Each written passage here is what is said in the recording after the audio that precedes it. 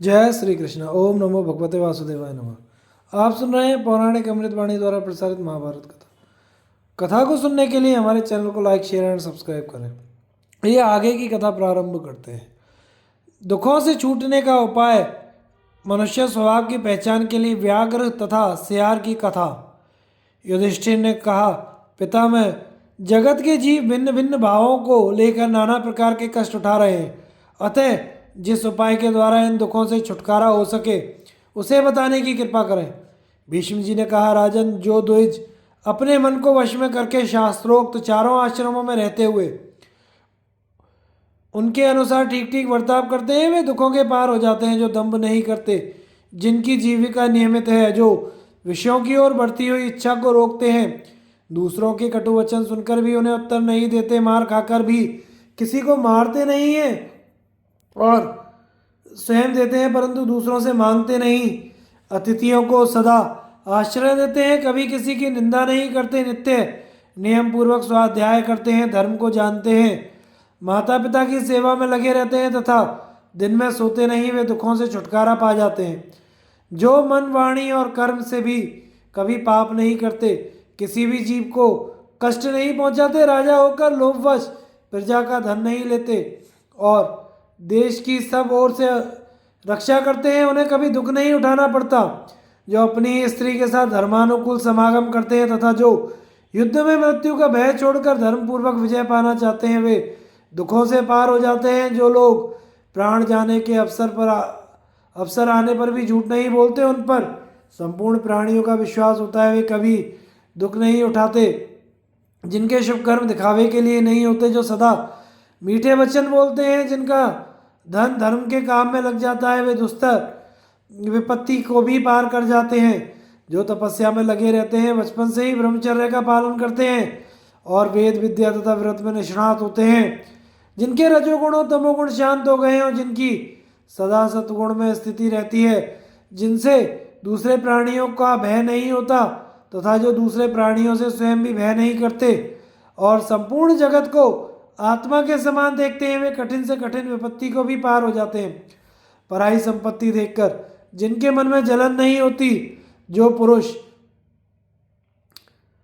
सत्पुरुष हैं, ग्राम में विषय भोगों से दूर रहते हैं और सब देवताओं को प्रणाम करते हैं तथा सब धर्मों को सुनते हैं, जिनमें श्रद्धा शांति विद्यमान है, जो स्वयं आदर नहीं चाहते, दूसरों का आदर करते हैं, जिनमें अपने क्रोध को रोक लेने की शक्ति है, जो दूसरों का भी क्रोध शांत कर देते हैं, कभी किसी पर कोप नहीं करते, वे सब प्रकार के दुखों के पार हो जाते हैं। जो जन्म काल से ही मधुमास आदि मदिरा का सेवन नहीं करते, जो स्वाद के लिए नहीं जीवन की रक्षा के लिए भोजन करते हैं, विषय वासना की तृप्ति के लिए नहीं संतान की इच्छा से मैथुन में प्रवृत्त होते हैं, जो सत्य बात बताने के लिए ही बोलते हैं और संपूर्ण प्राणियों के अधीश्वर भगवान नारायण की भक्ति करते हैं, वे दुस्तर दुखों को भी पार हो जाते हैं। नारायण की शरण लेने वाले भक्त दुखों से मुक्त हो जाते हैं, इसमें संदेह की कोई गुंजाइश नहीं है। और तो क्या, यह प्रसंग अध्याय भी दुखों से तारने वाला है। जो लोग इसे पढ़ते हैं या ब्राह्मणों के मुख से सुनते हैं, वे दुखों से छूट जाते हैं। इस प्रकार यहाँ संक्षेप से मनुष्यों के लिए वह कर्तव्य बताया गया है जिससे वे इस लोक में और परलोक में विपत्ति के बंधन से छुटकारा पा जाते हैं। युधिष्ठिर ने पूछा, तात, बहुत से कठोर स्वभाव वाले मनुष्य ऊपर से कोमल शांत बने रहते हैं और कोमल स्वभाव वाले लोग कठोर दिखाई देते हैं, ऐसे मनुष्यों की ठीक ठीक पहचान कैसे हो? भीष्म जी ने कहा, युधिष्ठिर, इस विषय में एक पुराना इतिहास जो बाघ और सियार के संवाद के रूप में है तुम्हें सुना रहा हूँ। सुनो। पूर्व काल की बात है।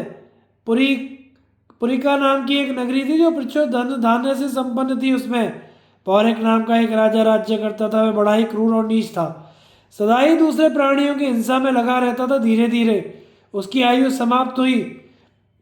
मरने के बाद अपने पूर्व जन्मों के कर्मों के कारण वह सियार की योनि में उत्पन्न हुआ, किंतु उसे पूर्व जन्म का भी स्मरण बना रहा है, इसलिए उस अधम योनि में पूर्व वैभव की याद आने से सियार को बड़ा खेद और वैराग्य हुआ। उसने जीवों की हिंसा करनी छोड़ दी और सत्य बोलने का नियम लिया और वह अपने व्रत का दृढ़तापूर्वक पालन करने लगा। दिन रात में एक बार निश्चित समय पर भोजन करता, और वह भी पेड़ों से अपने आप गिरे हुए फलों का। उसने शमशान भूमि में ही रहना पसंद किया क्योंकि वहीं उसका जन्म हुआ था। जन्मभूमि के स्नेह से किसी दूसरे स्थान पर उसका मन नहीं लगता था। सियार का इस तरह पवित्र आचार विचार से रहना उसके जाति भाइयों को अच्छा नहीं लगा, और उनके लिए यह बर्दाश्त के बाहर की बात हो गई। इसलिए वे प्रेम और विनय भरी बातें सुनाकर उसकी बुद्धि को चलायमान करने लगे। उन्होंने कहा, भाई सियार, तू मांसाहारी जीव है और शमशान भूमि में रहता है, फिर भी पवित्र आचार विचार से रहना चाहता है। यह तो तेरी उल्टी समझ का परिणाम है भैया। हमारे ही समान होकर है, तेरे लिए भोजन हम लोग ला दिया करेंगे। तू सिर्फ इस शौचाचार का अड़ंगा छोड़कर चुपचाप खा लिया करना। तेरी जाति का जो सदा से ही भोजन रहा है वह तेरा भी होना चाहिए। उनकी ऐसी बात सुनकर सियार सावधान हो गया और मीठे और युक्ति युक्त वचनों से उन्हें समझाता हुआ बोला, बंधुओं, अपने बुरे व्यवहारों के कारण ही हमारी जाति का कोई विश्वास नहीं करता। अच्छे स्वभाव और आचरण से ही कुल की प्रतिष्ठा होती है। अतः मैं वही कर्म करना चाहता हूँ जिससे अपने वंश का यश बढ़े। यदि मेरा निवास शमशान भूमि में है तो इसके लिए मैं जो समाधान देता हूँ उसको सुनो। आश्रम कुटी बनाकर रहना ही धर्म में कारण हो, ऐसी बात नहीं है। कोई भी शुभ कर्म आत्मा की प्रेरणा से ही होता है। आश्रम में रहकर यदि कोई गौ की हत्या करे तो क्या उसे पाप नहीं लगेगा? अथवा आश्रम से अलग शमशान आदि स्थानों में ही यदि कोई गोदान करे तो क्या वह व्यर्थ हो जाएगा? उससे पुण्य नहीं होगा। तुम लोगों की जीविका का असंतोष से पूर्ण निंदनीय धर्म की हानि के कारण दूषित तथा इस लोक और परलोक में अनिष्ट फल देने वाली है, इसलिए मैं उसे पसंद नहीं करता। सियार के आचार विचार की चर्चा चारों ओर फैल गई। तदनंतर एक व्याघ्र ने स्वयं आकर उसका विशेष सम्मान किया और उसे शुद्ध तथा बुद्धिमान समझकर अपना मंत्रित्व स्वीकार करने के लिए उससे प्रार्थना की। व्याघ्र बोला, सौम्य, मैं तुम्हारे स्वरूप से परिचित हूँ। तुम मेरे साथ चलकर रहो और मनमाने भोग भोगना। एक बात तुम्हें सूचित कर देते हैं, हमारी जाति का स्वभाव कठोर होता है। यह दुनिया जानती है। यदि तुम कोमलता पूर्वक व्यवहार करते हुए मेरे इस साधन में लगे रहोगे तो तुम्हारा भी भला होगा। सियार ने कहा, मृगराज, आपने मेरे लिए जो बात कही है वह सर्वथा आपके योग्य है, तथा आप जो धर्म और अर्थ साधन में कुशल एवं शुद्ध स्वभाव वाले सहायक ढूंढ रहे हैं यह भी उचित है महाभाग। इसके लिए आपको चाहिए कि जिनका आपके प्रति अनुराग हो, उन्हें नीति का ज्ञान हो, जो संधि कराने में कुशल, विजयाभिलाषी, लोभ रहित, बुद्धिमान, हितैषी तथा उदार हृदय वाले हों। ऐसे व्यक्तियों को सहायक बनाकर पिता और गुरु के समान उनका आदर करें। आप मेरे लिए जो सुविधाएं दे रहे हैं उनकी मुझे इच्छा नहीं है। मैं सुख भोग और उनके आधारभूत ऐश्वर्य को नहीं चाहता। आपके पुराने नौकरों के साथ मेरा स्वभाव भी नहीं मिलेगा। वे दुष्ट प्रकृति के जीव हैं, आपको मेरे विरुद्ध भड़काया करेंगे। उनका प्रताप बढ़ा हुआ है, अतः उनको मेरे अधीन होकर रहना अच्छा नहीं मालूम होगा। इधर मेरा स्वभाव भी कुछ विलक्षण है। मैं पापियों पर भी कठोरता का बर्ताव नहीं करता। दूर तक की बात सोचता हूँ, मेरा उत्साह कभी कम नहीं होता। मुझमें बल की मात्रा भी अधिक है। मैं स्वयं कृतार्थ हूँ और प्रत्येक कार्य सफलता के साथ कर सकता हूँ। किसी की सेवा टहल का तो मुझे बिल्कुल ज्ञान नहीं है। स्वच्छंदता पूर्वक वन में विचरता रहता हूँ। मेरे जैसे वनवासियों का जीवन आसक्ति रहित और निर्भय होता है। एक जगह बेखटके पानी मिलता हो और दूसरी जगह बह देने वाला स्वादिष्ट अन्न प्राप्त होता हो। इन दोनों को यदि विचार करके देखता हूँ तो मुझे वहाँ ही सुख जान पड़ता है जहाँ कोई भय नहीं है। राजा के पास रहने में सदा भय ही भय है। राजसेवकों में से जितने लोग दूसरों के लगाए हुए झूठे कलंक के कारण राजा के हाथ से मारे गए हैं, उतने सच्चे अपराधों के कारण नहीं। मृगराज, यदि मुझसे मंत्रित्व का कार्य लेना ही हो तो मैं आपसे एक शर्त करना चाहता हूँ। उसी के अनुसार आपको मेरे साथ बर्ताव करना पड़ेगा। मेरे आत्मीय व्यक्तियों का आप सम्मान करें, उनकी हितकारिणी बातें सुने। मैं आपके दूसरे मंत्रियों के साथ कभी परामर्श नहीं करूंगा। एकांत में सिर्फ आपके साथ अकेला ही मिलूंगा और आपके हित की बातें बताया करूँगा। आप भी अपने जाति भाइयों के कामों में मुझसे हिताहित की बात ना पूछिएगा। मुझसे सलाह करने के बाद यदि आपके पहले के मंत्रियों की भूल भी साबित हो तो उन्हें प्राणदंड ना दीजिएगा तथा क्रोध में आकर मेरे आत्मीय जनों पर भी प्रहार ना कीजिएगा। शेर ने ऐसा ही होगा कहकर सियार का बड़ा आदर किया। सियार ने भी उसका मंत्री होना स्वीकार कर लिया। फिर तो उसका बड़ा स्वागत सत्कार होने लगा। प्रत्येक कार्य में उसकी प्रशंसा होने लगी। यह देखकर पहले के सेवक और मंत्री जल भुन गए। सब उसके साथ द्वेष करने लगे। उनके मन में दुष्टता भरी थी, इसलिए वे झुंड बांधकर बारंबार सियार के पास आते और अपनी मित्रता जताते हुए उसको समझा बुझाकर अपने ही समान दोषी बनाने की कोशिश करते रहते। सियार के आने से पहले उनकी रहन सहन कुछ और ही थी। दूसरों की वस्तु छीनकर स्वयं उसका उपभोग करते थे, किंतु अब उनकी दाल नहीं गलती थी क्योंकि वे किसी का भी धन लेने में असमर्थ थे। क्योंकि सियार ने उन पर बड़ी कड़ी पाबंदी लगा रखी थी। वे चाहते थे कि सियार डिग जाए, इसलिए तरह तरह की बातों में उसे फुसलाते और बहुत सा धन देने का लोभ दिखाते। मगर सियार बड़ा बुद्धिमान था। वह उनके चकमे में नहीं आया और उसने धैर्य नहीं छोड़ा। तब उन नौकरों ने उसका नाश करने की शपथ खाई और सब मिलकर इसके लिए प्रयत्न करने लगे। एक दिन उन्होंने शेर के खाने के लिए जो मांस तैयार करके रखा था उसे उसके स्थान से चुरा लिया और सियार की मांद में ले जाकर रख दिया। सियार ने मंत्री पद पर आते समय शेर से पहले ही ठहरा लिया था कि राजन, यदि तुम मुझसे मित्रता चाहते हो तो किसी के भी बहकावे में आकर मेरा विनाश ना करना। उधर शेर को जब भूख लगी तो वह भोजन के लिए उठा तो उसके खाने के लिए रखा हुआ मांस नहीं दिखाई पड़ा। शेर ने चोर का पता लगाने के लिए नौकरों को आज्ञा दी। तब जिनकी यह करतूत थी उन्हीं लोगों ने शेर से मांस के बारे में बताया। महाराज, अपने को बड़ा बुद्धिमान और पंडित मानने वाले सियार महोदय ने ही आपके मांस का अपहरण किया है। सियार की यह चपलता सुनकर शेर गुस्से से भर गया और उसको मार डालने का विचार करने लगा।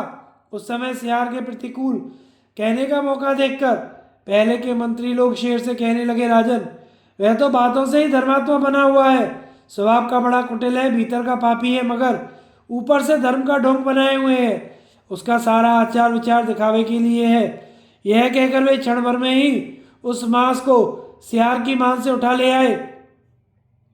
शेर ने उनकी बातें सुनी और जब यह निश्चय हो गया कि सियार ही मांस ले गया था तो उसने उसको मार डालने की आज्ञा दे दी।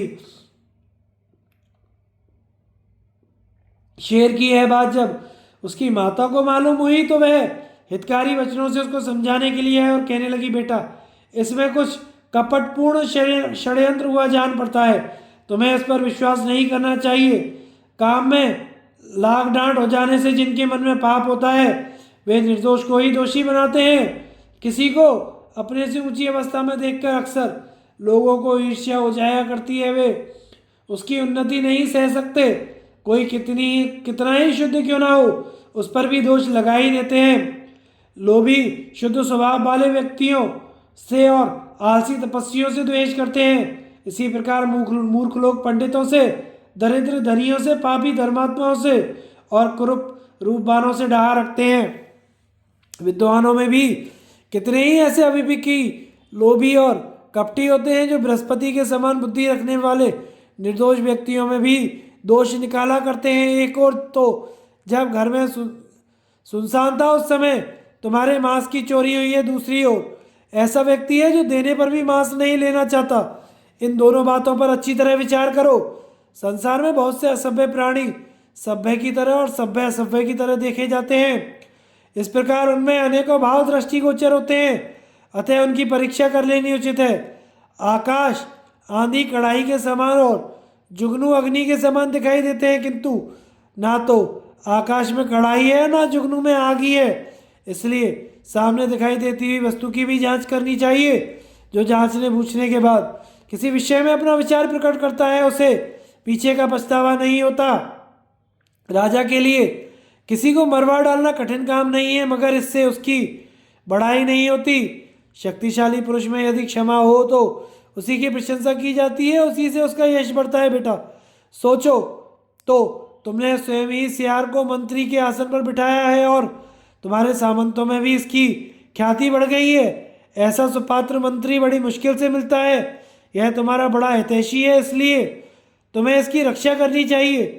जो दूसरों के मिथ्या कलंक लगाने पर निर्दोषों को भी अपराधी मानकर दंड देता है, वह राजा दुष्ट मंत्रियों के साथ रहने के कारण शीघ्र ही मौत के मुख में पड़ता है।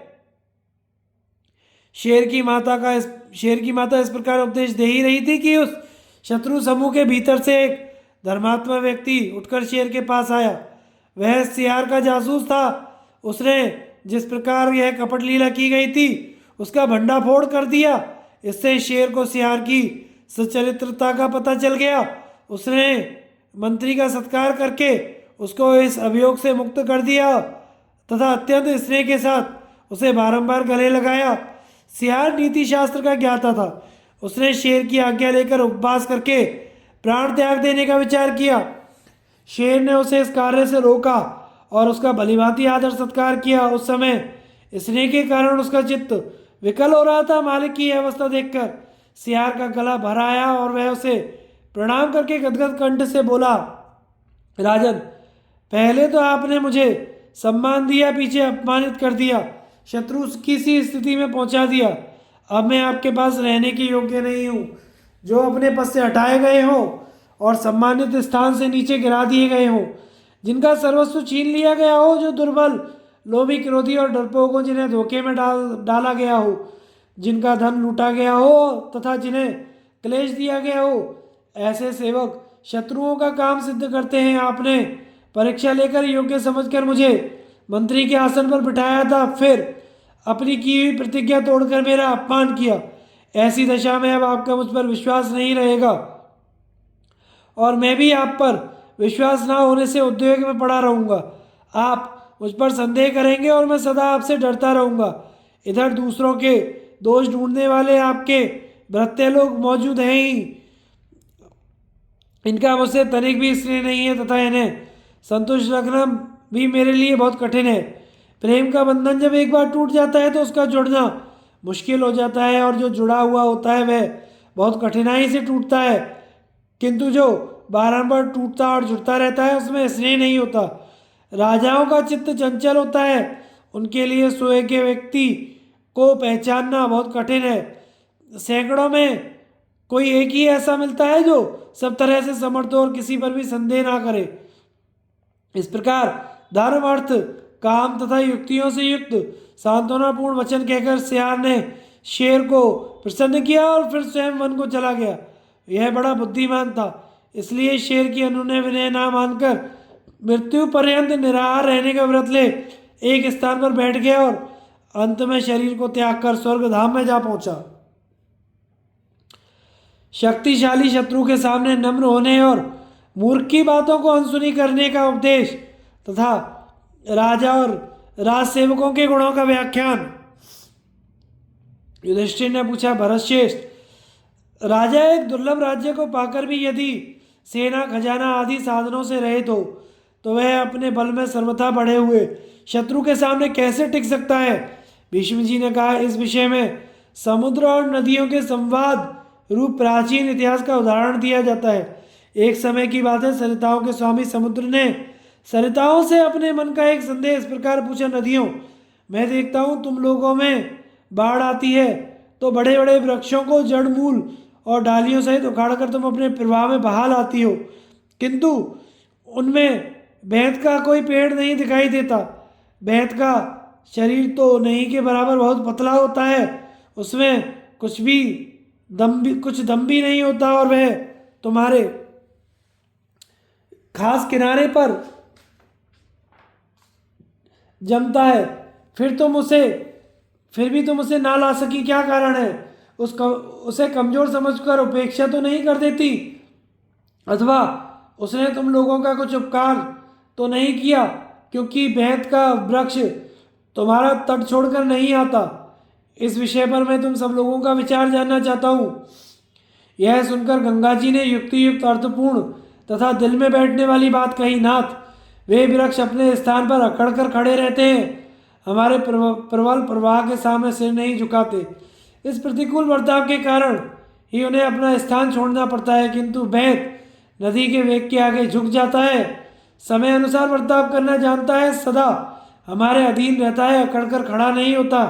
अतः अपने अनुकूल आचरण के कारण उसको स्थान छोड़कर यहाँ नहीं आना पड़ता। जो पौधे, वृक्ष या लता, गुल्म आदि हवा और पानी के वेग से झुक जाते और वेग शांत हो जाने पर सिर उठाते हैं, उनका कभी तिरस्कार नहीं होता। भीष्म जी कहते हैं, युधिष्ठिर, इसी प्रकार जो राजा बल में बढ़े चढ़े और विनाश करने में समर्थ शत्रु के पहले वेग की आग को सिर झुकाकर नहीं सह लेता, वह शीघ्र ही नष्ट हो जाता है। जो बुद्धिमान अपने तथा शत्रु के सार असार बल और पराक्रम को जानकर उसके अनुसार बर्ताव करता है, उसकी कभी पराजय नहीं होती। जब शत्रु को बल में अपने से बहुत बढ़ा हुआ समझे तो विद्वान पुरुष को बैत की तरह नम्र हो जाना चाहिए, यही बुद्धिमानी का लक्षण है।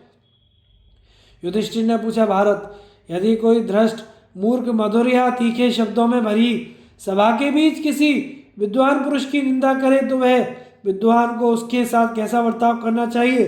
भीष्म जी ने कहा, बेटा, जो निंदा करने वाले के ऊपर क्रोध नहीं करता वह उसके पुण्य को ले लेता है और अपने पाप को धो डालता है। इसलिए कटु वचन बोलने वाले को आतुर समझकर उसकी उपेक्षा कर देनी चाहिए। वह मूर्ख तो पाप कर्म करके अपनी तारीफ करते हुए सदा यही कहता है कि मैंने अमुक भले आदमी को भरी सभा में ऐसी ऐसी बातें सुनाई कि वह लाश से गड़ गया, उसका मुंह सूख गया और वह मरा हुआ सा हो रहा है। इस प्रकार निंदनीय कर्म का उल्लेख करके वह अपनी प्रशंसा करता है और तनिक भी लजाता नहीं है। ऐसे नीच पुरुष की यत्नपूर्वक उपेक्षा करनी चाहिए। मूर्ख मनुष्य जो कुछ भी कह दे विद्वान को वह सब सह लेना चाहिए, और जैसे जंगल में कौआ व्यर्थी काहे काहे किया करता है, उसी तरह मूर्ख मनुष्य भी अकारण ही निंदा करता है और अपने अनुचित आचरण एवं चेष्टाओं से अपनी असलियत में संदेह पैदा करता है।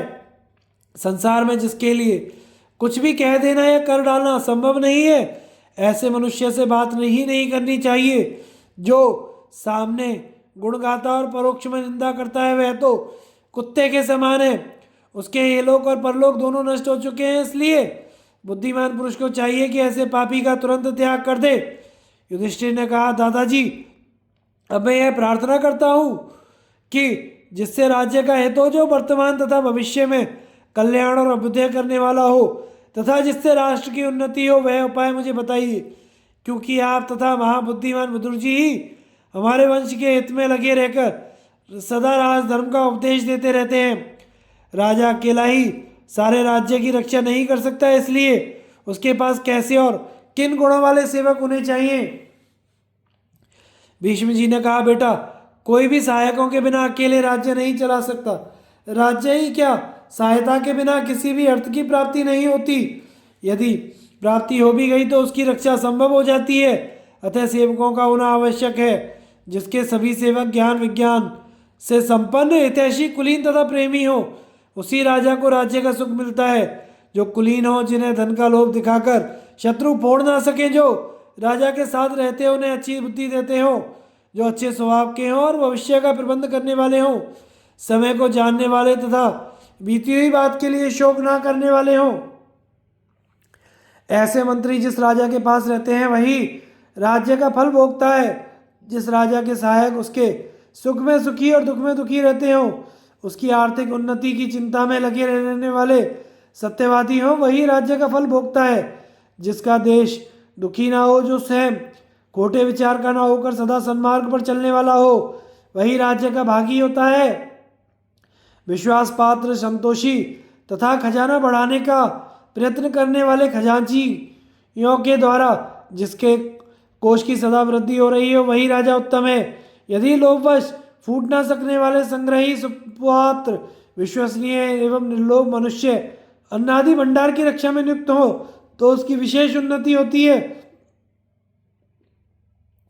जिसके नगर में कर्म के अनुसार फल देने वाले शंख मुनि के बनाए हुए न्याय का पालन देखा जाता हो, वही राजा अपने धर्म का फल पाता है। जो अपने यहाँ अच्छे लोगों को जुटाता है और अवसर के अनुसार राजनीति के संधि, विग्रह, यान, आसन, द्वैधी भाव तथा समाश्रय नामक 6 गुणों का उपयोग करता है, उसी को धर्म का फल मिलता है।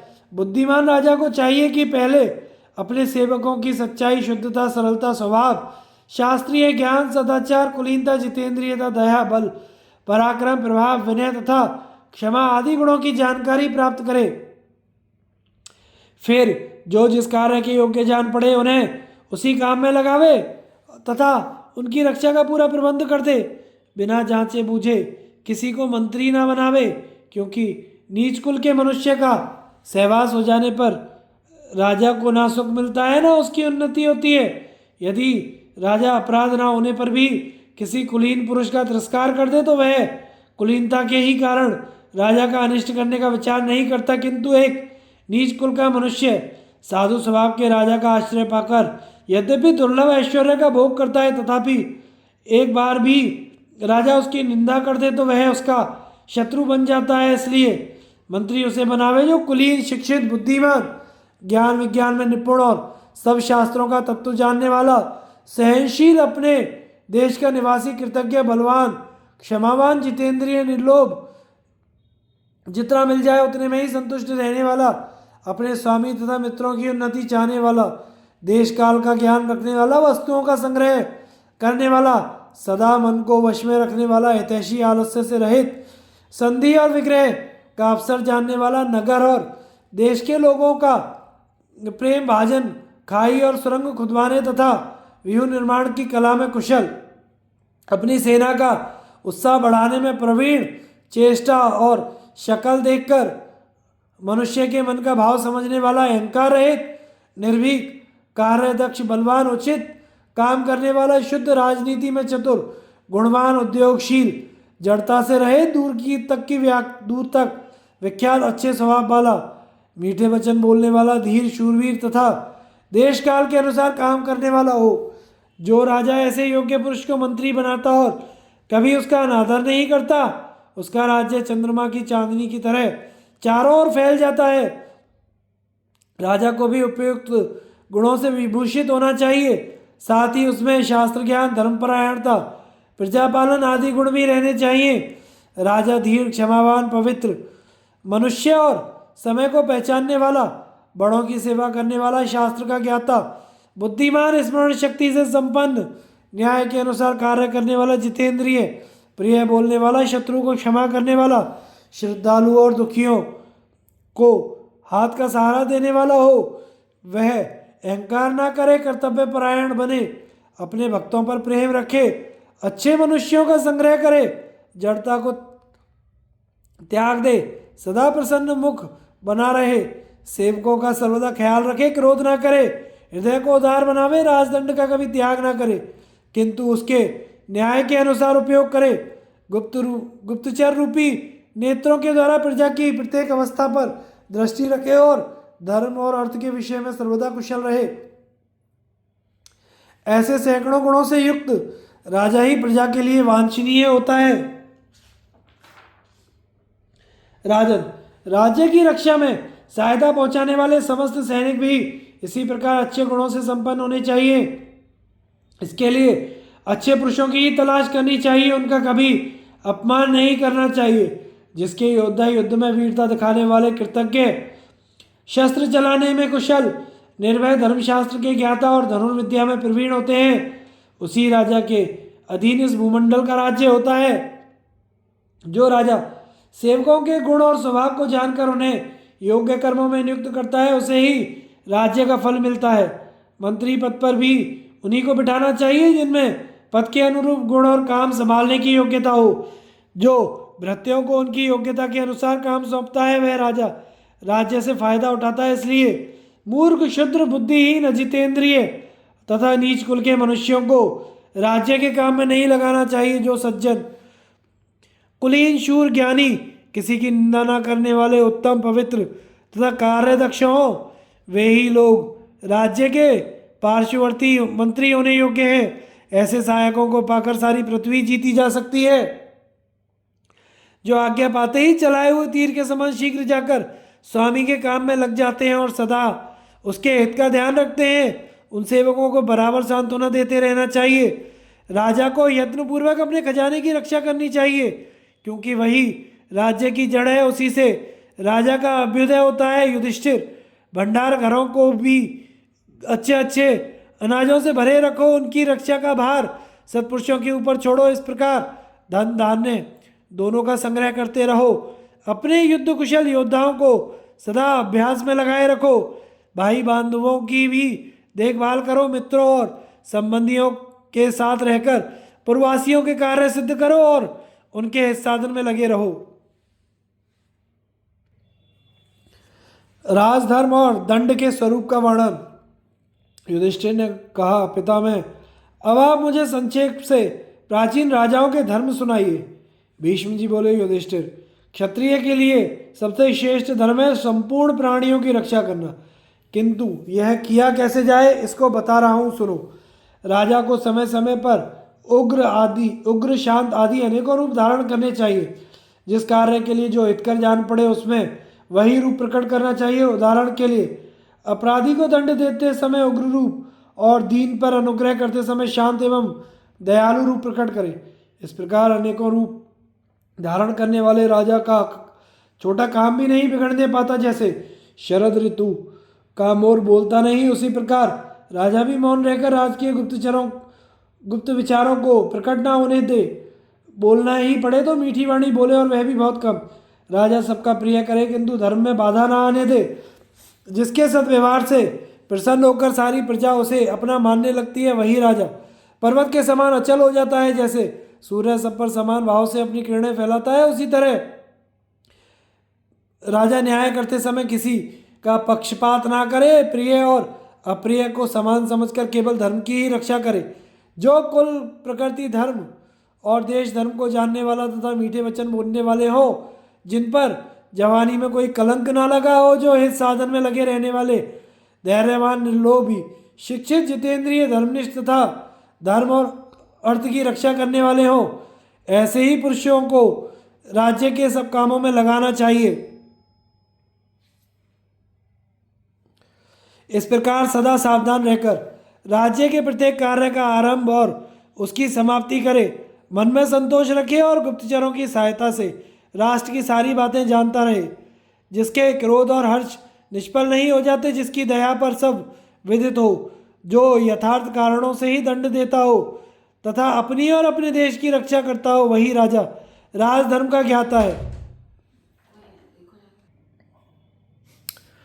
जैसे सूर्य अपनी किरणों से संसार को देखता है, उसी तरह राजा भी सदा अपने नेत्रों से राष्ट्र का निरीक्षण करे। राज्य में भ्रमण करने वाले चरों की बातें जाने, स्वयं अपनी बुद्धि से भी विचार करे। जैसा समय आवे उसके अनुसार काम करे। अपने अर्थ संग्रह को दूसरों पर प्रकट ना करे।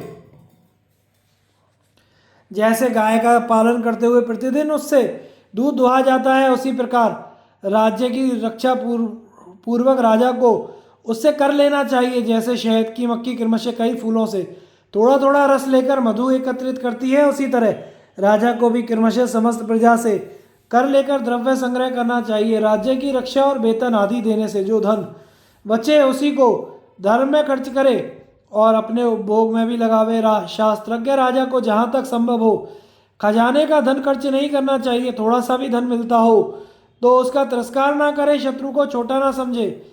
बुद्धि से अपनी स्थिति को समझता रहे और मूर्खों पर कभी विश्वास ना करे।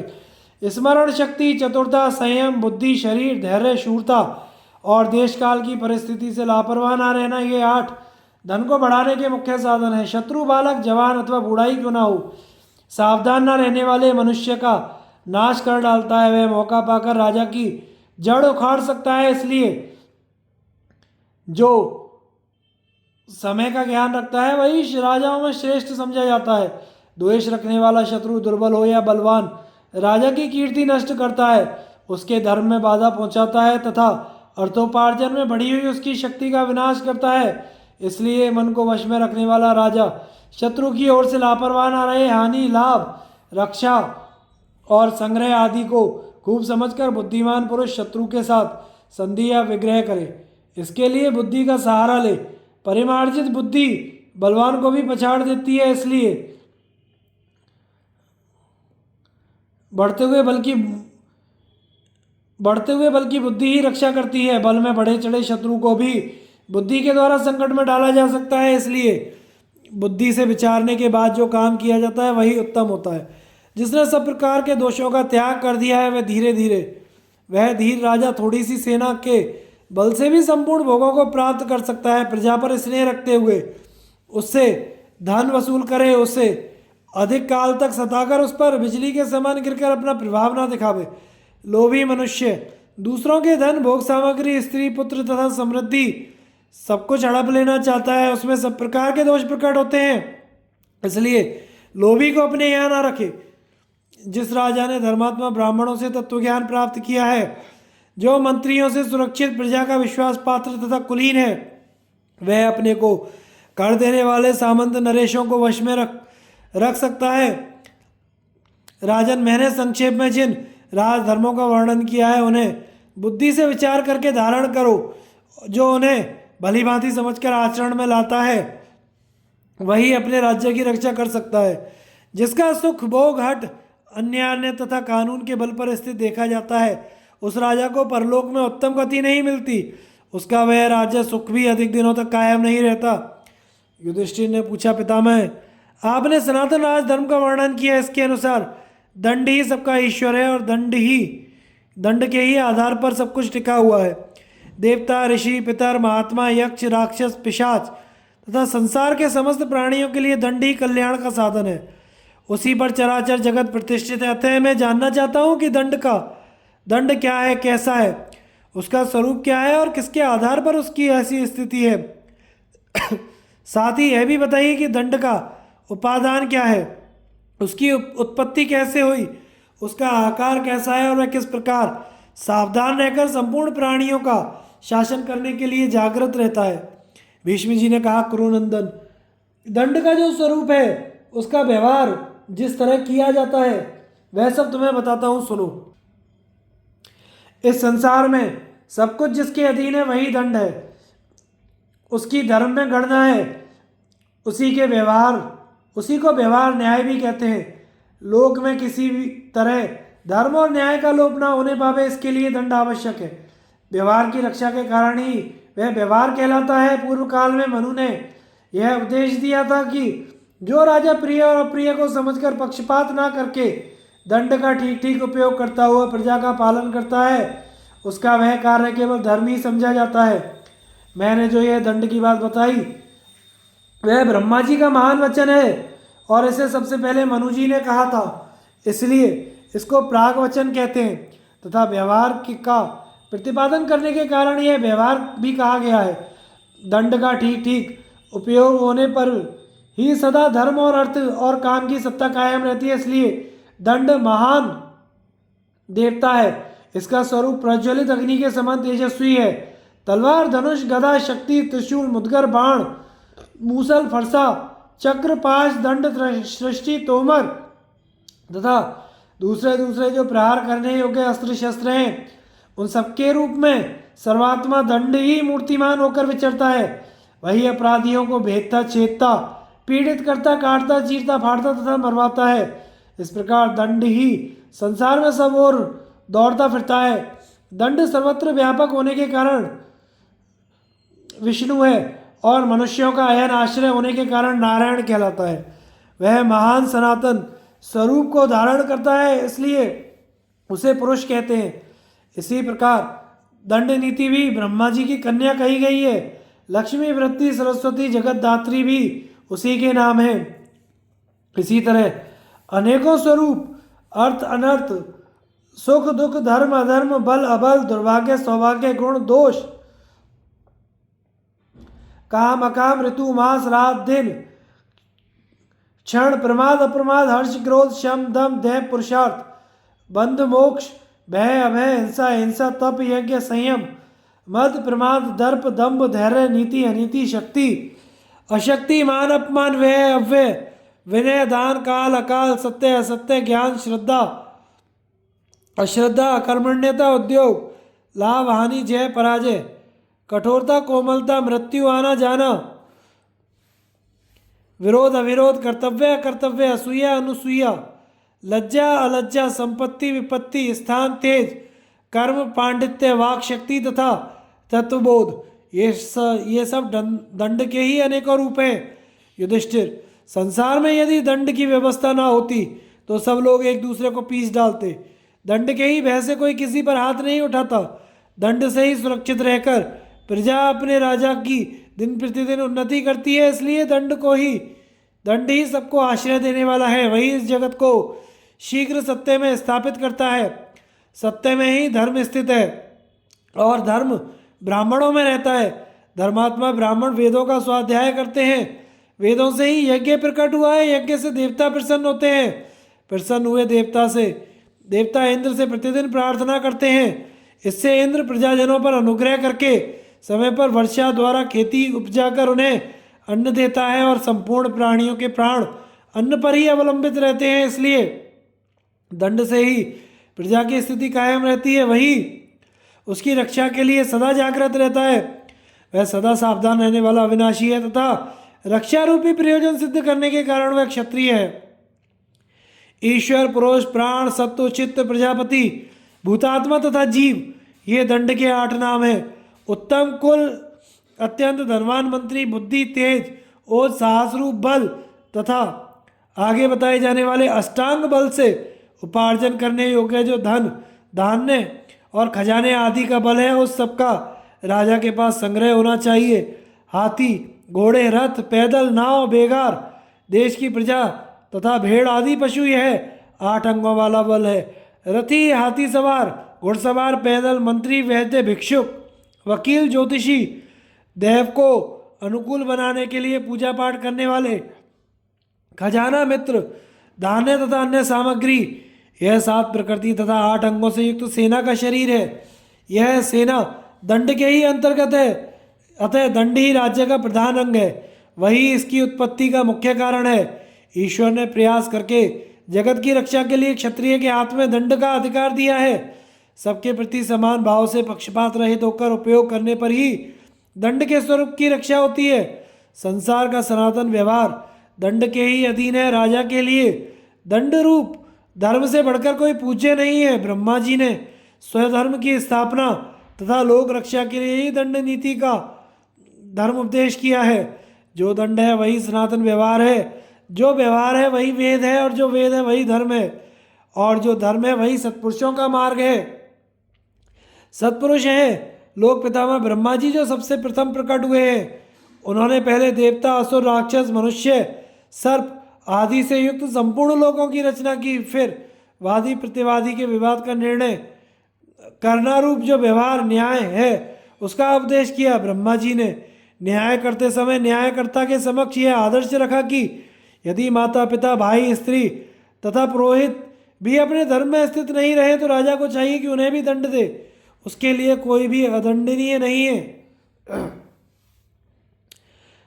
दंड की उत्पत्ति तथा क्षत्रिय के हाथों में आने की परंपरा का वर्णन भीष्म जी कहते हैं। इस दंड की उत्पत्ति के विषय में एक प्राचीन इतिहास है जिसको मैं तुम्हें सुना रहा हूँ। अंग देश में वसुहोम नाम के एक बहुत प्रसिद्ध राजा हुए हैं। वे बड़े धर्मात्मा थे। एक समय की बात है, राजा वसुहोम अपनी रानी को साथ लेकर पितरों, देवताओं तथा ऋषियों से पूजित मुंजपृष्ठ नामक स्थान पर गए। वह स्थान हिमालय पर्वत का एक शिखर है और एक दिन वहीं मुंजावट के नीचे परशुराम जी ने अपनी जटाएं बांधी थी। तभी से ऋषियों ने उसका नाम मुंजपृष्ठ रख दिया। उस स्थान पर भगवान शंकर का निवास है। राजा वसुहोम ने वहीं रहकर अनेकों वेदोक्त गुणों को अपनाया। वे अपने तप के प्रभाव से देवर्षि के तुल्य हो गए। ब्राह्मणों में उनका बड़ा सम्मान होने लगा। एक दिन राजा मानदाता उनके दर्शन के लिए आए। महाराज वसुहोम को उत्तम तपस्या में लगे देख बड़े विनीत भाव से उनके पास जाकर प्रणाम करके खड़े हुए। उस समय अंगराज ने भी पाद्य अर्घ्य अर्पण करके राजा मानदाता का आतिथ्य सत्कार किया। फिर उनके राज्य का कुशल समाचार पूछा। इसके बाद प्रजा के साथ किए गए उनके सदुर्ताव का तथा सेवकों का हाल पूछते हुए कहा, महाराज बताइए मैं आपकी क्या सेवा करूं? मानदाता ने कहा, राजन आपके बृहस्पति के सिद्धांतों का आपने बृहस्पति के सिद्धांतों का पूर्ण अध्ययन किया है, साथ ही शुक्राचार्य के नीति शास्त्र का भी विशेष जानकारी है। अतः मैं आपसे यह जानना चाहता हूँ कि दंड की उत्पत्ति कैसे हुई, इसका कारण और कार्य क्या है, इस समय इसका भार क्षत्रियों पर क्यों रखा गया है। मैं शिष्य भाव से पूछ रहा हूँ, मुझे इन बातों का उत्तर दीजिए। वसु ओम ने कहा, राजन, दंड संपूर्ण जगत को नियम के अंदर रखने वाला है। यह धर्म की सनातन आत्मा है। इसका उद्देश्य है प्रजा को उद्दंडता से बचाना। इसकी उत्पत्ति जिस तरह हुई सो बता रहा हूँ, सुनिए। सुनने में आया है कि किसी समय लोग पितामह ब्रह्मा जी यज्ञ करना चाहते थे, किंतु उन्हें अपने योग्य ऋत्विज दिखाई नहीं पड़ा। तब उन्होंने अपने मस्तक में एक गर्भ धारण कर लिया। वह गर्भ 1000 वर्षों तक उनके मस्तक में रहा। 1000वां वर्ष पूरा होने पर ब्रह्मा जी को छींक आई। छींक के साथ ही वह गर्भ भी नाक की राह से बाहर निकल कर गिरा। उससे जो बालक प्रकट हुआ वह प्रजापति क्षुप के नाम से प्रसिद्ध हुआ। प्रजापति क्षुप ही ब्रह्मा जी के यज्ञ में ऋत्विज बनाए गए। यज्ञ की दीक्षा लेने पर ब्रह्मा जी की आकृति में विनय, शांति आदि गुणों की झलक दिखाई देने लगी। प्रजा के ऊपर शासन करते समय जो उग्रता थी वह ना रही, इसलिए यज्ञ प्रारंभ होते ही वह प्रत्यक्ष शांत रूप की प्रधानता होने के कारण दंड अदृश्य हो गया और प्रजा को दंड मिलने का भय जाता रहा। दंड लुप्त होते ही प्रजा में वर्ण संकरता, व्यभिचार की मात्रा बढ़ने लगी। कर्तव्य अकर्तव्य, भक्ष्य अभक्ष्य, पेय अपेय, गम्य अगम्य का विचार उठ गया। सब एक दूसरे के प्राण लेने लगे। अपना और दूसरे का धन एक सा समझा जाने लगा। जैसे कुत्ते मांस के टुकड़े को आपस में छीनते और नोचते खसोटते हैं, उसी तरह मनुष्य भी एक दूसरे का धन लूटने लगे। बलवान निर्बलों को मौत के घाट उतारने लगे। सर्वत्र उच्च श्रृंखलता का बोलबाला हो गया। यह देखकर पितामह ब्रह्मा जी ने सनातन भगवान विष्णु का पूजन करके वरदानी महादेव जी से कहा, भगवान आप ही कृपा करके ऐसा उपाय करें जिससे प्रजा में वर्ण संकरता ना फैलने पावे। तब भगवान शूलपाणी ने कुछ देर तक सोच विचार करके अपने आप को ही दंड के रूप में प्रकट किया। उससे धर्माचरण होता देख नीति देवी सरस्वती ने लोक विख्यात दंड नीति की रचना की। फिर त्रिशूलधारी भगवान शंकर ने कुछ सोचने के पश्चात एक एक समूह का एक एक राजा बनाया। उन्होंने इंद्र को देवताओं का, यम को पितरों का, कुबेर को धन और राक्षसों का, मेरु को पर्वतों का, समुद्र को सरिताओं का, वरुण को जल और असुरों का, मृत्यु को प्राणों का, वशिष्ठ को ब्राह्मणों का, अग्नि को वसुओं का और सूर्य को तेज का, चंद्रमाओं को तारों का और औषधियों का, कुमार कार्तिकेय को भूतों का तथा काल को सबका राजा बना दिया। इसके पश्चात भगवान शूलपाणी स्वयं रुद्रों के राजा हुए।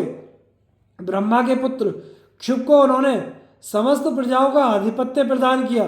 तदनंतर ब्रह्मा जी का वह यज्ञ जब विधिवत समाप्त हो गया तो महादेव जी ने धर्म रक्षक भगवान विष्णु का सत्कार करके उन्हें वह दंड अर्पण कर दिया।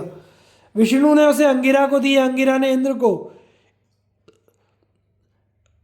अंगिरा ने इंद्र और मारीची को, मारीची ने भृगु को, भृगु ने ऋषियों को, ऋषियों ने लोकपालों को, लोकपालों ने क्षुप को, क्षुप ने वैवस्व मनु को, और मनु ने सूक्ष्म धर्म और अर्थ की रक्षा के लिए अपने पुत्रों को सौंपा।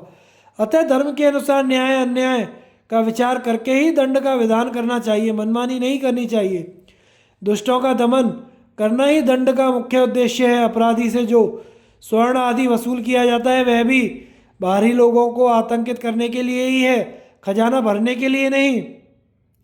छोटे से अपराध पर प्रजा का अंग भंग करना, उसे मार डालना, उसके शरीर को तरह तरह की यातनाएं देना तथा उसे देश निकाला दे देना उचित नहीं है।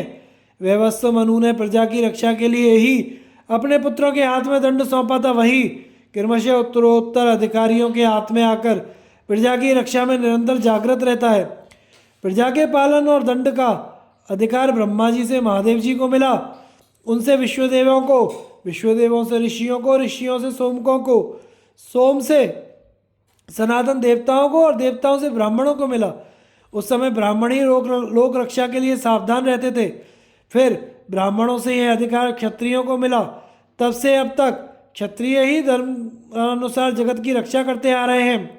दंड ही सबको वश में रखता है।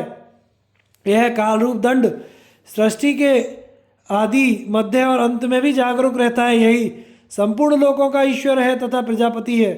यह साक्षात महादेव जी का स्वरूप है। धर्म के राजा को चाहिए कि न्याय के अनुसार दंड का उपयोग करे। भीष्म जी कहते हैं, जो राजा वसुओं को बताए हुए इस सिद्धांत को सुनता और सुनकर इसके अनुसार ठीक ठीक बर्ताव करता है, उसकी सारी कामनाएं पूर्ण होती हैं। इस प्रकार दंड के संबंध में जितनी भी बातें हैं वह मैंने तुम्हें बतला दी।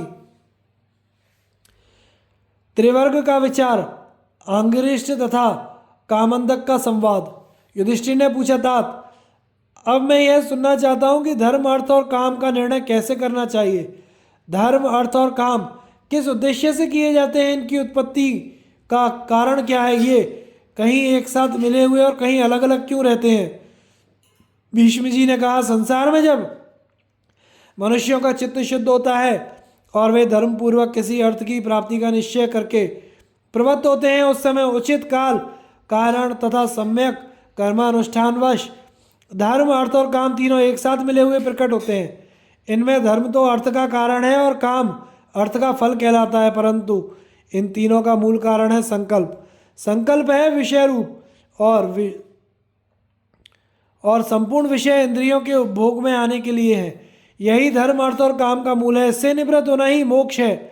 फलेच्छा को त्याग कर त्रिवर्ग का सेवन किया जाए तो उसका पर्यवासन भी मोक्ष में ही होता है। यदि मनुष्य उसे प्राप्त कर सके तो बड़े सौभाग्य की बात है। अर्थ सिद्धि के लिए समझ बूझकर धर्मानुष्ठान करने पर भी कभी अर्थ सिद्धि होती है, कभी नहीं होती है। इसके सिवा कभी दूसरे कामों में भी अर्थ सिद्धि हो जाती है और कभी अर्थ नष्ट हो जाता है। फल की इच्छा धर्म का मल है, केवल गाड़ कर रखना धन का मल है, और स्वगुण वर्जित संतानोत्पत्ति के उद्देश्य से रहित केवल आमोद प्रमोद पर ही दृष्टि रखना काम का मल है। इस विषय में जानकार लोग राजा अंगिरिष्ट और कामंदक ऋषि का संवाद सुनाया करते हैं। ये एक प्राचीन इतिहास है। किसी समय की बात है, कामंदक ऋषि अपने आश्रम में बैठे थे। उन्हें प्रणाम करके राजा अंगिरिष्ट ने पूछा, मुनिवर, यदि राजा काम और मोह के वशीभूत होकर पाप कर बैठे, फिर उसे पश्चाताप होने लगे, उसके उस पाप को दूर करने के लिए कौन सा प्रायश्चित है। कामंदक ने कहा, राजन, जो धर्म और अर्थ का परित्याग करके केवल काम का ही सेवन करता है, उसकी बुद्धि नष्ट हो जाती है। बुद्धि का नाश ही मोह है। वह धर्म और अर्थ दोनों को नष्ट कर देता है। इससे मनुष्यों में नास्तिकता आती है। वह दुराचार में प्रवृत्त हो जाता है। ऐसी दशा में प्रजा उसका साथ नहीं देती। साधु और ब्राह्मण भी उससे अलग हो जाते हैं। फिर उसका जीवन खतरे में पड़ जाता है। अंततः वह प्रजा के हाथ से मारा जाता है। इस अवस्था में आचार्य लोग उसके लिए कर्तव्य बतलाते हैं। वह अपने पापों की निंदा और वेदों का निरंतर स्वाध्याय और ब्राह्मणों का सत्कार करे, धर्म में मन लगावे, उत्तम कुल में विवाह करे, उदार और क्षमाशील ब्राह्मणों की सेवा में लगा रहे, जल में खड़ा होकर गायत्री का जप करे, सदा प्रसन्न रहे, पापियों को राज्य के बाहर निकालकर धर्मात्माओं का सत्संग करे, मीठी वाणी तथा उत्तम कर्म के द्वारा सबको प्रसन्न रखे, दूसरों के गुणों का बखान करे। जो राजा इस प्रकार अपना आचरण बना लेता है, वह शीघ्र ही निष्पाप होकर सबके सम्मान का पात्र बन जाता है। वह अपने कठिन से कठिन पापों का भी नाश कर डालता है। शील निरूपण, इंद्र और प्रहलाद की कथा।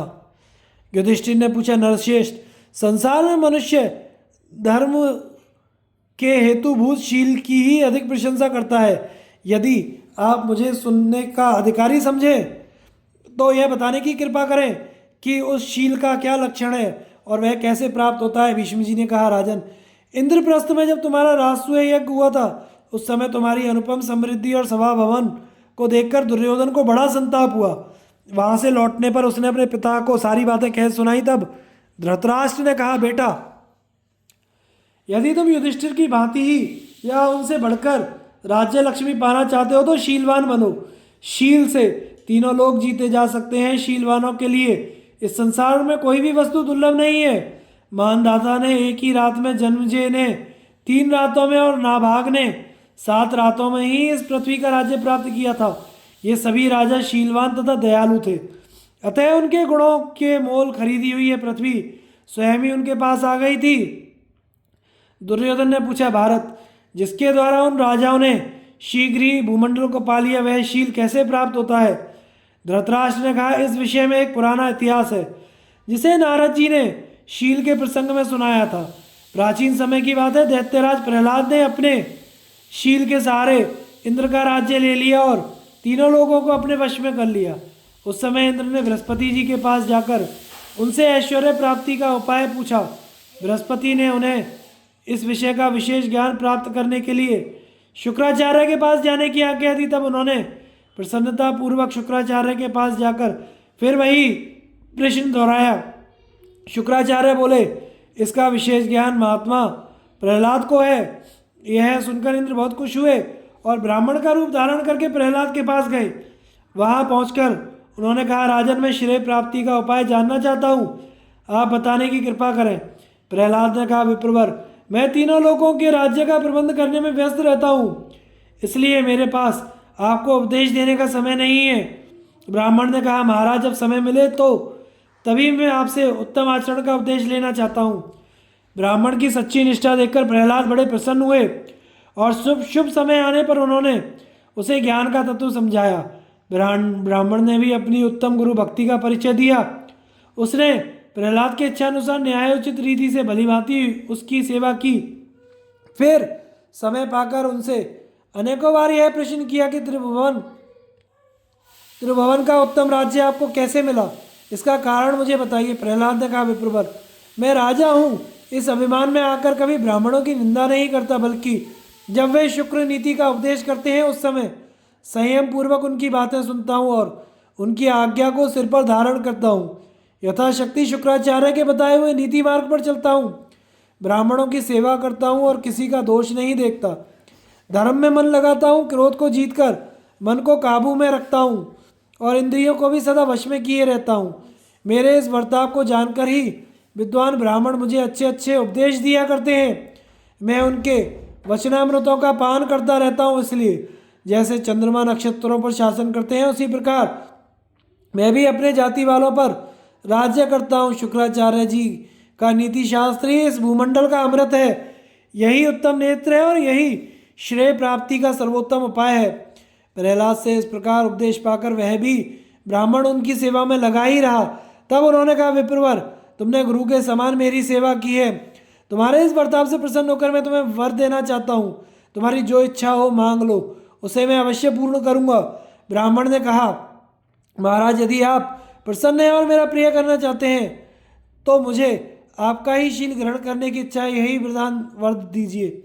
ऐसा वरदान मांगने पर प्रहलाद को बड़ा आश्चर्य हुआ। उन्होंने सोचा यह कोई साधारण मनुष्य नहीं होगा, फिर भी तथास्तु कहकर उन्होंने वह वर दे दिया। वर पाकर विप्र वेशधारी इंद्र तो चले गए, परंतु प्रहलाद के मन में बड़ी चिंता हुई। वे सोचने लगे कि क्या करना चाहिए, मगर किसी निश्चय पर नहीं पहुंच सके। इतने में ही उनके शरीर से एक परम कांतिमान छाया में तेज मूर्तिमान होकर प्रकट हुआ। उसे देखकर प्रहलाद ने पूछा, आप कौन हैं? उत्तर मिला, मैं शील हूँ, तुमने मुझे त्याग दिया इसलिए जा रहा हूँ। अब उसी ब्राह्मण के शरीर में निवास करूँगा जो तुम्हारा शिष्य बनकर एकाग्र चित्त से सेवा परायण होकर यहाँ रहा करता था। यह कहकर वह तेज वहाँ से अदृश्य हो गया और इंद्र के शरीर में प्रवेश कर गया। उसके अदृश्य होते ही उसी तरह का दूसरा तेज उनके शरीर से प्रकट हुआ। प्रहलाद ने उससे भी पूछा कि आप कौन हैं? उसने कहा, प्रहलाद, मुझे धर्म समझो, मैं भी उस श्रेष्ठ ब्राह्मण के पास जा रहा हूँ, क्योंकि जहाँ शील होता है वहीं मैं भी रहता हूँ। यह कहकर ज्यों ही वह विदा हुआ त्यों ही तेजों में तीसरा विग्रह प्रकट हुआ। उससे भी वही प्रश्न हुआ, आप कौन हैं? उस तेजस्वी ने उत्तर दिया, असुरेंद्र, मैं सत्य हूँ और धर्म के पीछे जा रहा हूँ। सत्य के जाने के बाद एक और महाबली पुरुष प्रकट हुआ। पूछने पर उसने कहा, प्रहलाद, मुझे सदाचार समझो, जहाँ सत्य हो वहीं मैं भी रहता हूँ। उसके चले जाने पर उनके शरीर से बड़ी जोर की गर्जना करता हुआ एक और तेजस्वी पुरुष प्रकट हुआ। परिचय पूछने पर वह बोला, मैं बल हूँ और जहाँ सदाचार गया है वहाँ स्वयं भी जा रहा हूँ। यह कहकर वह चला गया। तत्पश्चात प्रहलाद के शरीर से एक प्रभामयी देवी प्रकट हुई।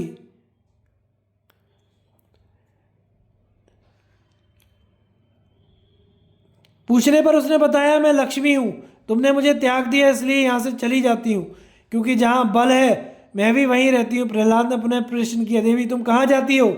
वह श्रेष्ठ ब्राह्मण कौन था? मैं इसका रहस्य जानना चाहता हूँ।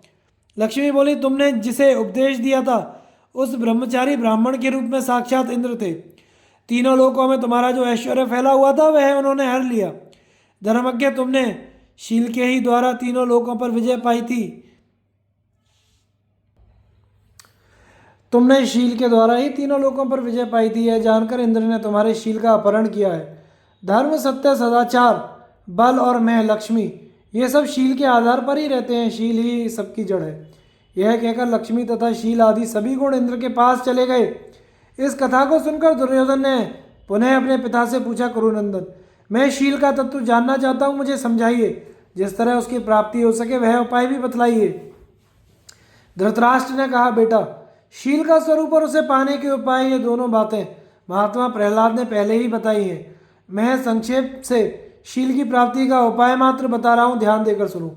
मन, वाणी और शरीर से किसी भी प्राणी के साथ द्रोह ना करना, सब पर दया करना, अपनी शक्ति के अनुसार दान दे, यही उत्तम शील है जिसकी सब लोग प्रशंसा करते हैं।